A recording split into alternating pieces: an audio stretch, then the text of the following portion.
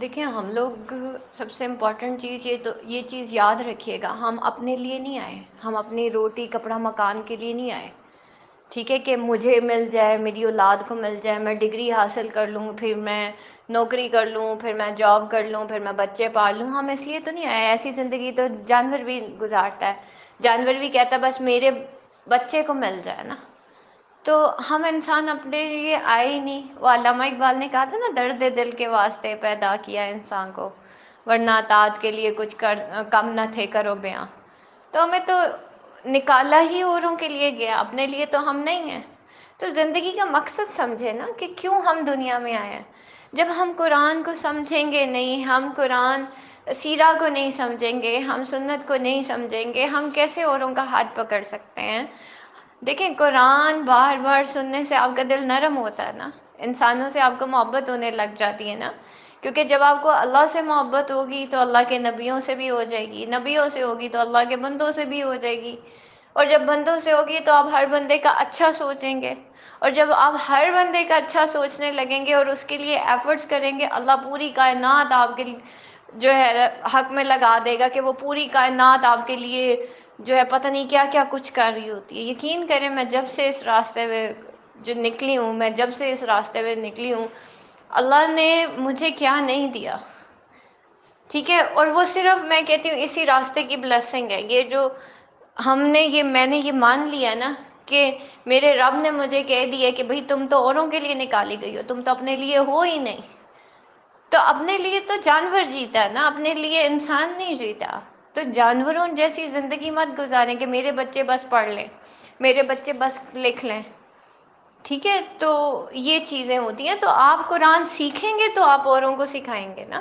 تم میں سے بہترین انسان وہ ہے جو قرآن سیکھے اور سکھائے. تو قرآن سیکھیں گے تو آگے سکھا سکیں گے نا. تو ہم یہ سوچتے ہیں کہ نہیں ہمیں تو سب کچھ پتہ، ہم تو روز ہی سنتے ہیں. تو کوئی یوں تو ہم اور بھی بہت ساری بک سنتے ہیں، سائیکالوجی کے بارے میں بھی سنتے ہیں، میتھس کے بارے میں بھی سنتے ہیں. ٹھیک ہے، اور پتہ نہیں کون کون سے سبجیکٹس کے بارے میں ہم نہیں سنتے، پولیٹیکل سائنس کے بارے میں بھی سنتے ہیں. تو اس سے کوئی ہم ماسٹرز ان پولیٹیکل سائنس یا ماسٹرز ان سائیکالوجی یا ماسٹرز ان میتھس تھوڑی ہو جاتے ہیں. اس کے لیے پوری کتاب پڑھنی پڑتی ہے، اس کے ایک ایک حرف پہ غور کرنا پڑتا ہے، پھر ہی آپ اس سبجیکٹ کے ماسٹرز ہوں گے نا. تو کیا آپ دین میں ماسٹرز ہونا پسند نہیں کریں گے؟ اللہ کے دین کو سیکھنا پسند نہیں کریں گے؟ جتنا بھاگ بھاگ کے ہم دنیا سیکھتے ہیں، اتنا بھاگ بھاگ کے کیا آپ جو ہے آخرت کو سیکھنا پسند نہیں کریں گے؟ حیرانی تو اس چیز کی ہے کہ ہم دنیا میں اتنے گم ہیں، اتنے گم ہیں، اتنے گم ہیں کہ ہمیں قرآن سیکھنے کا وقت ہی نہیں ہے. ہم قرآن کی خاطر اپنا وقت نکال ہی نہیں سکتے، ہم قرآن کی خاطر اپنے آرام کو چھوڑ ہی نہیں سکتے. تو تھوڑا سا سوچئے، اگر دنیا کی محفلوں کے لیے ہمارے پاس وقت ہے تو قرآن کی محفل کے لیے کیوں وقت نہیں ہے؟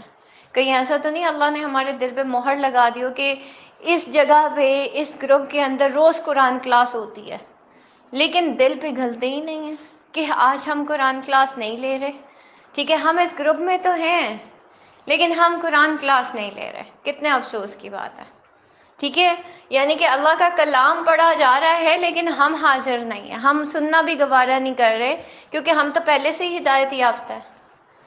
ٹھیک ہے، یہ سوچ کے ہم قرآن نہیں سننا اور سمجھنا چاہتے کہ ہم تو پہلے سے ہی ہدایت یافتہ ہیں. تو نبی پاک صلی اللہ علیہ وسلم تو پھر بھی کیا آپ صلی اللہ علیہ وسلم سے زیادہ ہدایت یافتہ تھا کوئی؟ لیکن آپ صلی اللہ علیہ وسلم پھر بھی ہر سال جو ہے وہ دورہ قرآن کرتے تھے رمضان میں. کیوں کرتے تھے آپ صلی اللہ علیہ وسلم؟ کیوں اس کو گو تھرو کرتے تھے؟ ایک دفعہ سوچیں. یہی سوچ کے قرآن کلاس میں آ جائے کریں کہ نبی پاک صلی اللہ علیہ وسلم کی سنت ہے، اس لیے ہم نے سننا ہی سننا ہے. تو سننے سے نا دل پگھلتے ہیں، دل نرم ہوتے ہیں، اعمال بدلتے ہیں. تو کم از کم سننا شروع کریں. کیا پتہ اللہ آپ کا یہ قدم ہی قبول کر لے، اللہ آپ کو آگے پتہ نہیں کتنی نیکیوں کی توفیق دے اور اپنے راستے کے لیے چن لے. میں نے تو کبھی نہیں سوچا تھا کہ میں قرآن کے راستے پہ چلوں گی. وہ تو میری ہی ایک فرینڈ مجھے زبردستی قرآن کلاس لے گئی تھی. میں بھی ایسے ہی بھاگتی تھی، مجھے بھی ایسے ہی لگتا تھا کہ مجھے سب کچھ آتا ہے.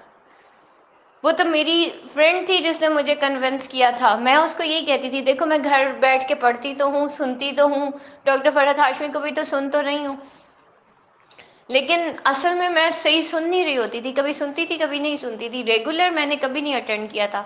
ہاں گھر میں بیٹھ کے ترجمہ پڑھ لیتی تھی بس، اور تھوڑی بہت تفسیر، اور وہ بھی تفسیر اتنی سمجھ آتی تھی بس جتنی سمجھ آ گئی ویل اینڈ گڈ، نہیں آئی تو اللہ مالک ہے. لیکن جب میں نے پراپرلی ٹیچر کے انڈر پڑھا، انہوں نے مجھے ایک ایک کانسیپٹ سکھائے، تو یقین کریں میری زندگی کا، میرا سب سے پہلے تو پیٹرن آف لائف بدلا، میرا لباس بدل گیا، میرے سوچنے کے انداز بدل گئے، میرے فرینڈز بدل گئے، میری محفلیں بدل گئیں. تو اگر ہم قرآن سنتے ہیں تو ہم پھر بدلتے کیوں نہیں ہیں؟ تو پلیز آیا کریں قرآن کلاس میں. صبح 10 بجے، اتنا کوئی ارلی مارننگ تو ہے نہیں کہ آپ اٹھ نہیں سکتے. اللہ کی خاطر کیا اٹھ نہیں سکتے؟ کہ اللہ کی خاطر آپ 10 بجے اپنا وقت نہیں نکال سکتے، اپنے ناشتے اپنے کھانے آگے پیچھے نہیں کر سکتے صرف ایک قرآن کی خاطر؟ ٹھیک ہے، تو اپنی پرائرٹیز میں اللہ لے آئے. آپ یقین کریں اللہ آپ کے سارے کام اپنے ذمہ لے لے گا انشاءاللہ. وآخر الدعوانا